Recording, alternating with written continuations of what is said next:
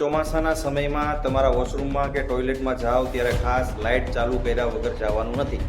એ વાત પૂરી કરું એ પહેલાં હું તમને એક બીજી વાત, ઘરમાં જો આવી ડેલી છે અને એ ડેલીની નીચે આવી જગ્યા છે, અહીંયા પણ કંઈક ને કંઈક મૂકી દેવું જરૂરી છે, કારણ કે અહીંયાથી પણ ગમે તે વસ્તુ અંદર આવી શકે છે.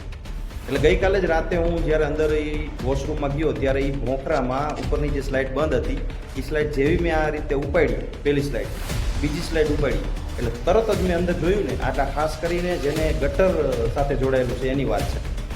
કારણ કે ગટર થ્રુ ઘણી બધી વસ્તુ ટોયલેટના એ ભોંકરા મારફતે આવી શકે.